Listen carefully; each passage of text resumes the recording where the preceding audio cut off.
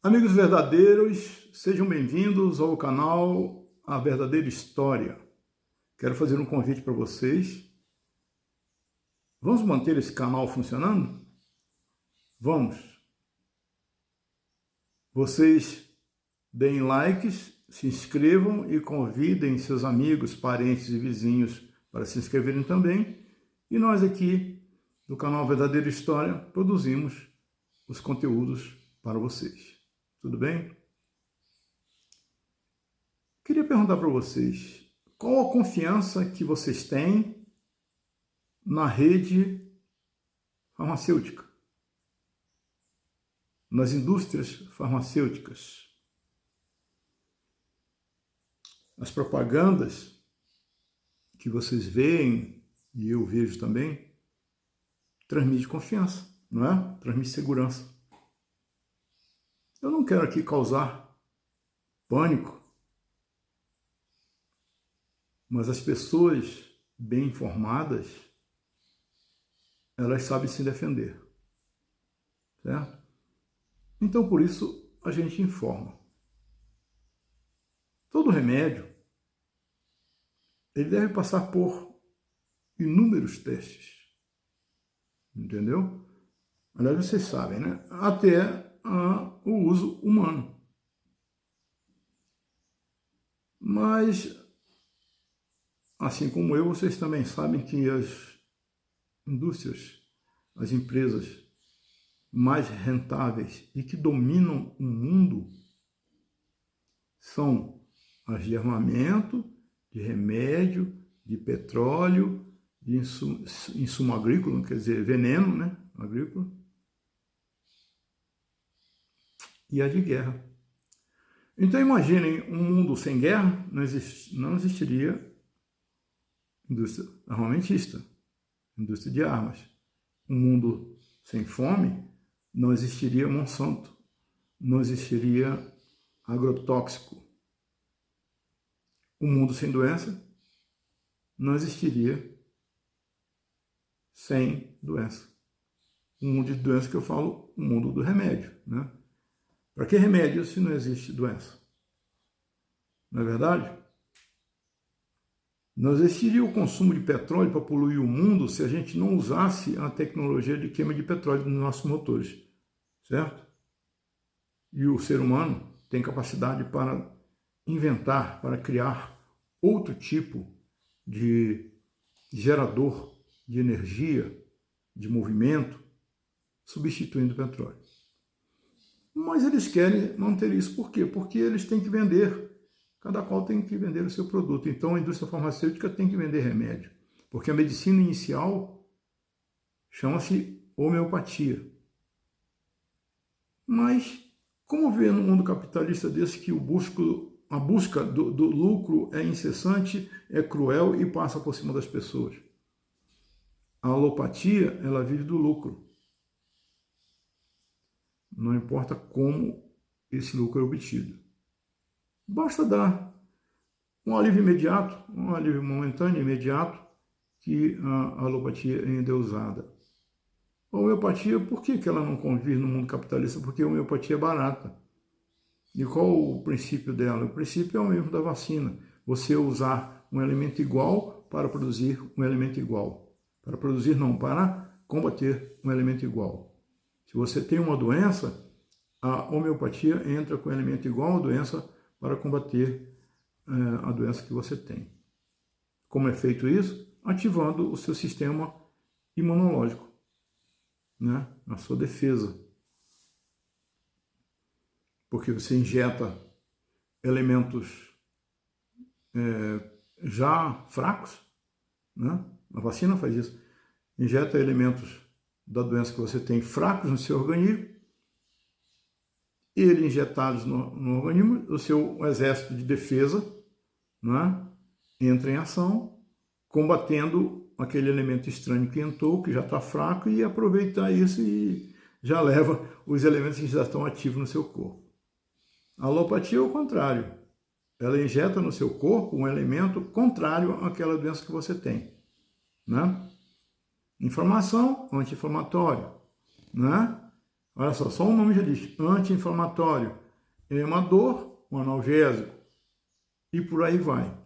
Só que esses remédios, eles combatem aquela coisa momentaneamente, mas prejudicam o seu corpo. Por outro lado, que aí vai precisar outro remédio, e você vira durante a sua vida inteira, pode prestar atenção, você vira um escravo de farmácia, você vira escravo de plano de saúde.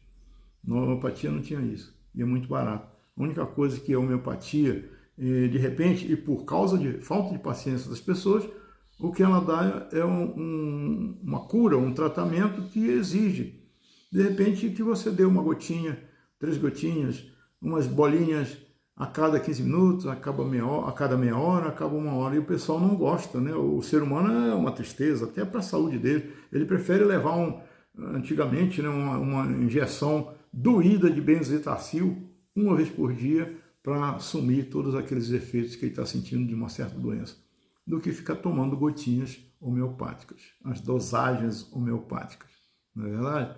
Então você prefere o quê? Tomar uma pílula que tem efeito de 12 horas, tomar uma pílula que tem efeito de 24 horas. Você não tem paciência para usar a homeopatia e daí você usa a alopatia. E essa indústria vive muito bem disso aí. Tanto que chega, em determinados momentos, a não cumprir, né, regras, normas de segurança. Qual é a norma de segurança que é exigida para um remédio? É que esse remédio, além, descobriu, beleza.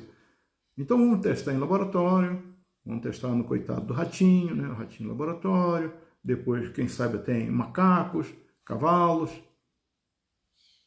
até chegar na administração em seres humanos. Daí, ela é aprovada lá pela Anvisa, no caso do Brasil, e lá nos Estados Unidos, por exemplo, que nós vamos ter que citar aqui, FDA, né? FDA, que é uma administração de remédios e alimentos, aprovada e você pode usar. O problema, eu não posso acusar a Anvisa, mas os Estados Unidos já foram constatados casos em que a agência administradora de drogas e alimentos já foi influenciada por propinas. Os seus alimentos, seus constituintes, seus membros foram comprados para provar um remédio com rapidez. Então vamos a um dos casos. Nós podemos entrar aqui em outro vídeo sobre outros casos, mas vamos falar de um caso e vamos falar assim, en passant, para que a gente não fique tripudiando, para que a gente não fique falando só em tragédia. Vamos citar o comportamento da indústria farmacêutica, né? Um médico suíço, lá do século XVI, chamado Paracelso, disse que o que determina se uma substância é veneno é sua dose. Mais ou menos foi isso que ele disse. Ou seja, ele disse que o que separa o veneno da cura, o veneno do remédio, é a dose. Certo? Tanto que no mundo já foi usado veneno como remédio. O arsênico, por exemplo, já foi usado como remédio, mas já foi usado para matar, né? Aliás, teve uma época no mundo que era o elemento, o veneno preferido para você matar, eles lá, matarem seus inimigos. Certo? Então é o seguinte, um laboratório pesquisou um remédio que ele queria apresentar ao mundo como uma panaceia. O que é uma panaceia? A panaceia é um remédio que, dado para um ser humano, cura qualquer doença que ele tenha. Ou seja, é o remédio ideal, é a pedra filosofal que os alquimistas procuravam, né? A pedra filosofal era uma pedra que eles descobrindo nos laboratórios deles, dos doidos, tudo que tocasse viraria ouro. Ou seja, ninguém descobriu essa pedra filosofal, assim como ninguém descobriu a panaceia, o remédio milagroso que cura tudo. Mas elas querem. Ou melhor, não querem mais, porque já decidiram, né? Não é melhor a gente vender milhares de remédios do que vender um. Porque o pobre não conseguiria comprar, né? Como é que você iria vender um remédio para o pobre que ele substituísse todos os outros remédios? Hoje, inclusive, eles cumprem legislação, eles cumprem, a indústria farmacêutica cumpre legislação. Por quê? Realmente ela coloca todas as informações sobre aquele remédio que ela vende dentro daquela caixinha.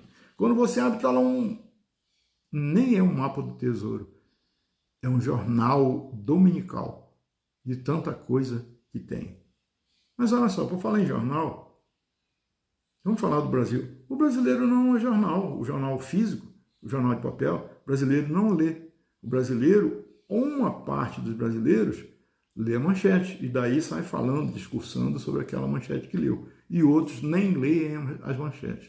Agora imagine o cidadão precisando tomar um certo remédio, compra na farmácia e vai passar ali 2 horas soletrando aquele imenso jornal que fala, você pode ver, das reações adversas. Quer dizer, tudo que o remédio pode fazer mal, está lá. Você não lê nem a manchete, vai ler isso aí? É um jornal.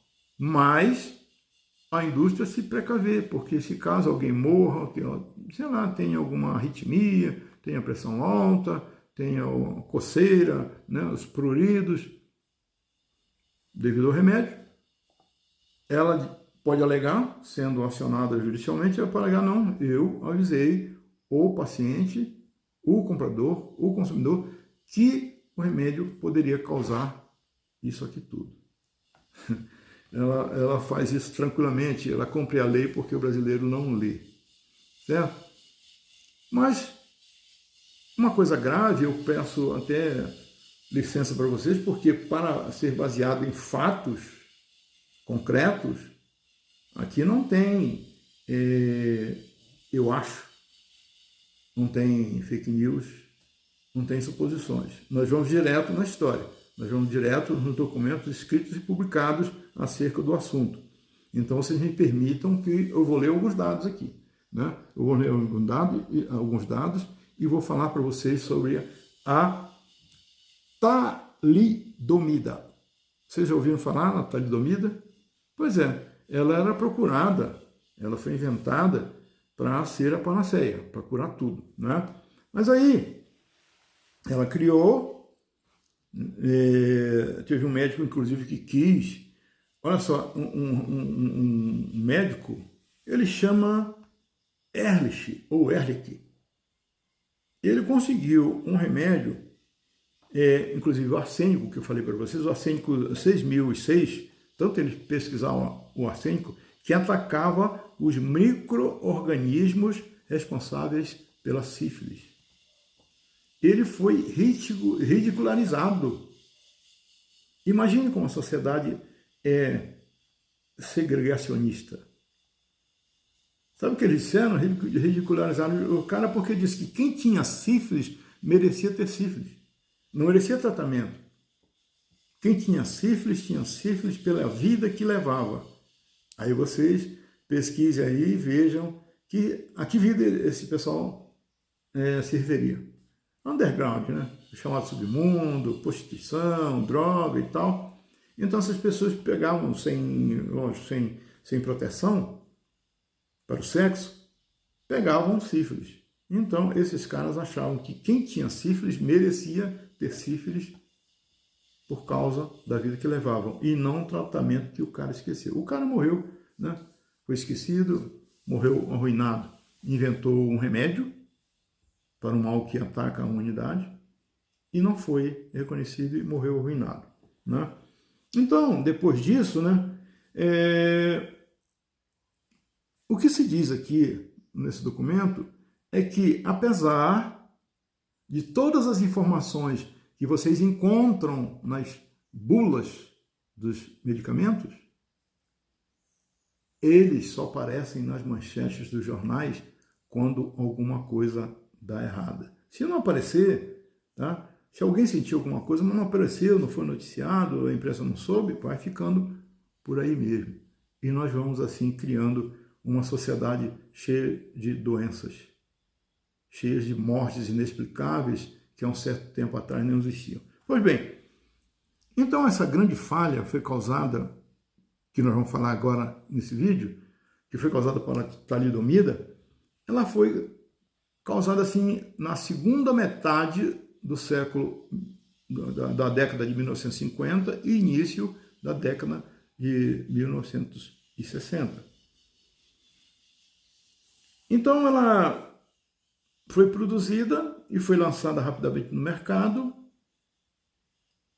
com absoluta falta de cumprimento das regras de segurança. Porque ela era procurada para uma coisa, olha só, brincando com as pessoas, ela era procurada, a criação da talidomida se deu pela procura de um remédio milagroso. Mas de repente descobriram que ela era um grande, como é que pode dizer, um remédio bom para alívio das pessoas, um remédio bom contra vômito, contra ânsia de vômito, não é? E ora, e era poderoso.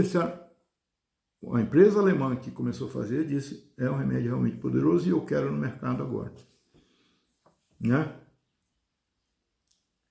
Ela foi sintetizada em 1954, a talidomida.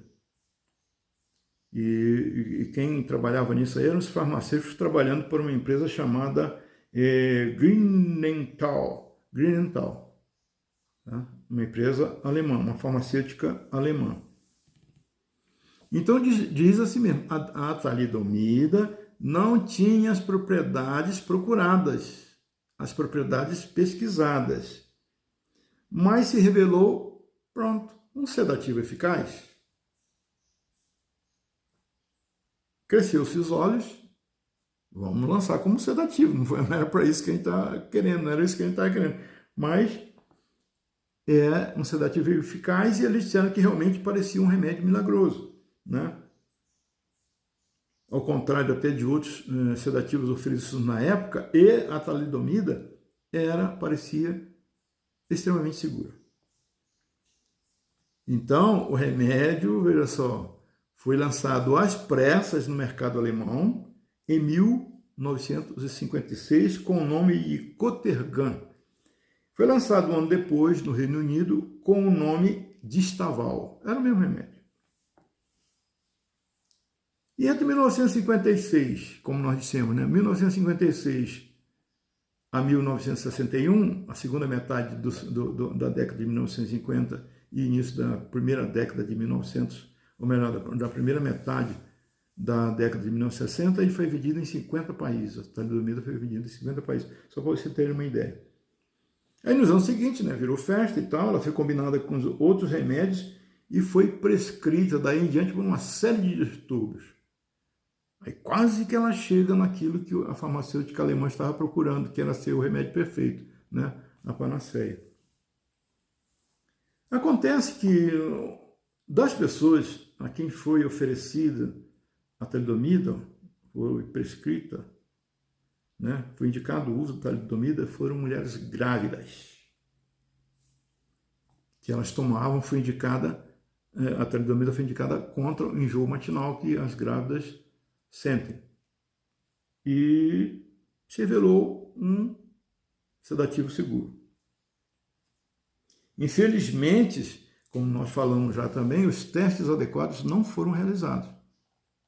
Ninguém sabia realmente se ela era segura. As pessoas achavam que era segura porque sentiam efeito imediato. Quem é que não sente? As pessoas, eu vou me curar do resfriado ou da gripe, que são diferentes.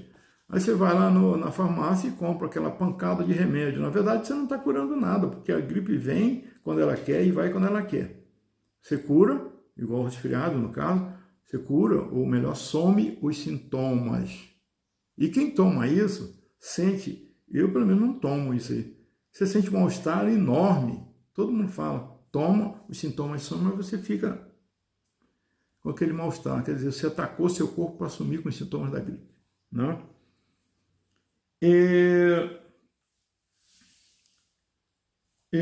O teste da talidomida no uso, quanto ao uso nas mulheres gestantes, eles só se completaram depois que o remédio havia sido licenciado para o uso humano. Olha só, os testes foram completados depois que a licença para o uso humano foi dada.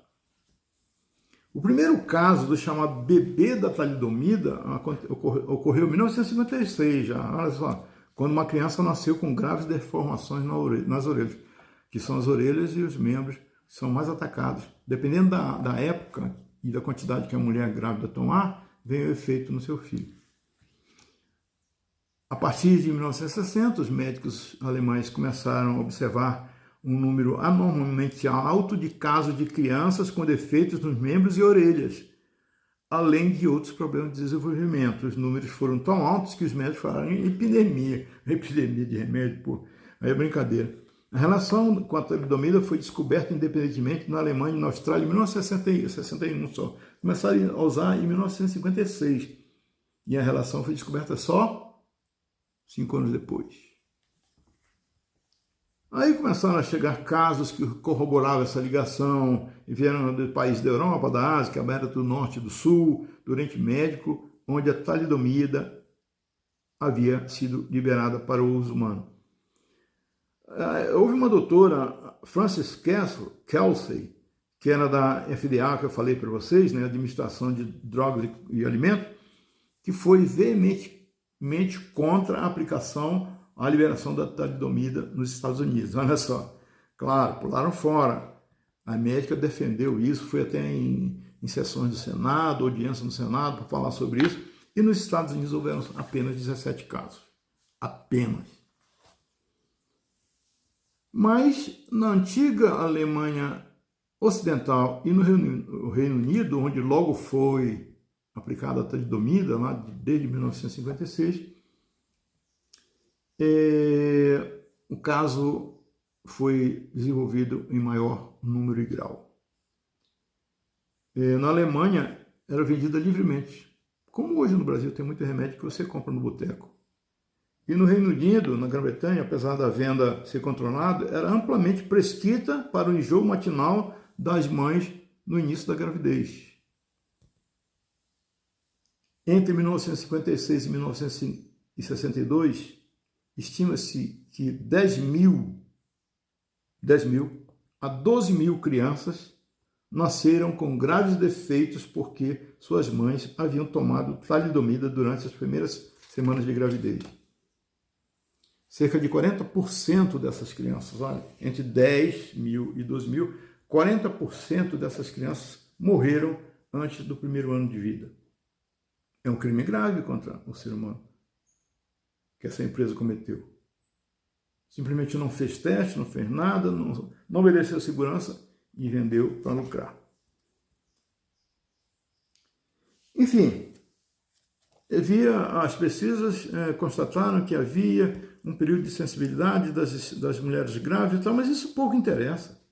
Pouco interessa, não, se você tomar algumas semanas antes não faz efeito. Se você tomar na 53ª semana depois da gravidez, depois da última menstruação, você também não sofrerá nenhum efeito. O que importa isso? É a mesma coisa que o cara vem defender o uso de celular ligado nos voos aéreos. Diz, não, isso não tem problema não interfere. Não interfere mesmo? Ele disse, não, tem uma possibilidade de 0,000 não sei quanto por cento de acontecer. Eu digo, bom, então que esse 0,00 aconteça num voo com você e tua família dentro. Tá? Como é que ele vem dizer que devia ser liberado o uso do celular, mas dizendo que tem 0? Não, é brincadeira. É brincadeira. Então, igual a talidomida. Não adianta falar que aí há a possibilidade se tomar eu não me lembro qual semana, mas até a 53ª semana, aí você tem efeito. A partir daí você pode tomar, então não, negativo. Quem é que vai se arriscar isso? Você já completou a tal semana que eles estão dizendo aí, para você tomar? Aí ele disse, não, deixa eu conferir aqui no calendário. Outra coisa, essa conta é exata? Então não devia tomar de jeito nenhum, certo? Então tudo bem. 8 meses depois da venda das drogas, exatamente 8 meses, foi que começaram a aparecer problemas nos membros e nas orelhas das crianças que as mães haviam tomado talidomida. Eu estou falando isso porque nós devemos seguir os ávidos por lucro. Arma, alimento, remédio, petróleo, né? Os que compram o setor elétrico brasileiro. A busca de lucro, meus caros verdadeiros, ela passa por cima do ser humano, da vida, da saúde, tanto faz. Uma professora, aliás, uma promotora pública de uma cidade chamada Aachen, ou Aachen, lá era uma cidade alemã, ela fez um dossiê sobre a talidomida em 1961 já. Em 68, ela entrou com uma acusação com 972 páginas, baseada em 500 mil indícios. 7 executivos da empresa alemã que fabricou a talidomida foram a julgamento. Em maio de 1968, foram acusados de venderem um remédio que causou danos físicos graves sem testes prévios e sem reagirem com rapidez quando apareceu o caso dos problemas após o uso da talidomida, né? O julgamento seguiu 3 anos, mas depois foi interrompido porque a empresa, né, a Grünenthal, entrou em acordo, né, com as vítimas da talidomida na Alemanha. Eles foram, digamos, ressarcidos, se é que se pode ressarcir vida humana, defeito genético não defeito físico humano, por causa de remédio, se pode ressarcir. Então ressarciu, e depois as britânicas, canadenses, japonesas e suecas também receberam indenizações semelhantes ao curso de processos nos seus próprios países. Mas resumindo, infelizmente, os efeitos da talidomida continuam até hoje. Será que alguém vai indenizar isso? Foi dado um alerta com esse caso. As leis sobre a aprovação de remédios foram mudadas para mais rigorosas, mas todo mundo é ser humano, ao caso de propinas, né? Não estamos acusando ninguém aqui, a Anvisa nem pensar, mas lá nos Estados Unidos foi constatado que aconteceram casos de propinas, né? Como no caso do remédio? Do cigarro. Quando as empresas de cigarro, as empresas de fumo foram acionadas judicialmente e eram tão poderosas que os processos se arrastavam anos e após anos, comissões após comissões, e todo mundo sabia que as empresas de fumo pagavam para juízes, para as cortes, para que o processo fosse arrastado ou esquecido, certo? Então nós queremos dizer o seguinte: estamos à mercê da nossa própria segurança, da nossa própria ação para observar essas coisas. Observar bem os remédios que nós damos aos nossos filhos, observar os remédios que nós damos aos nossos netos, observar os remédios que nós tomamos, certo? Porque aqui no Brasil ainda existem remédios que se vendem em boteco, né? E nas farmácias que dizem lá tarja preta, tarja não sei o que, você consegue com uma boa conversa pegar uma receita que já está lá e levar um remédio sem receita médica. O Brasil ainda caminha nisso aí, certo? Então, acontecem casos de cânceres aqui no Brasil não, no mundo, que não se podem ser explicados, né? Por quê? De repente pode ser pela alimentação, principalmente pela alimentação, que nós comemos alimento com veneno. Aqui no Brasil é o país que mais tem veneno nos nossos alimentos, que nós comemos todo dia, todo o alimento que nós compramos no mercado, né, tem veneno. Ou trans, que nem a ciência diz, né, que os transgênicos servem para quê e qual a ação delas sobre o nosso corpo. É um alerta que eu faço aqui para os verdadeiros, para tomar conta, para prestar atenção nos alimentos que têm transgênicos. Não deem para suas crianças, não deem para seus filhos, não usem transgênicos. Vejam o resultado, a ciência não sabe qual é o resultado. E quanto aos remédios que eu acabei de falar, preste atenção nos remédios novos, né? Nas promoções, dizendo, inventamos, criamos um remédio aqui que cura tudo. Pesquisem, Observem como eles são tratados, se são seguidas as regras de segurança. Meus amigos, meus caros amigos da verdadeira história, meus amigos verdadeiros, deem likes, curtam o nosso trabalho, inscrevam-se e tragam amigos, vizinhos e parentes, certo? Vocês foram bem-vindos hoje, como sempre foram, e serão bem-vindos no próximo vídeo do canal A Verdadeira História. Até lá!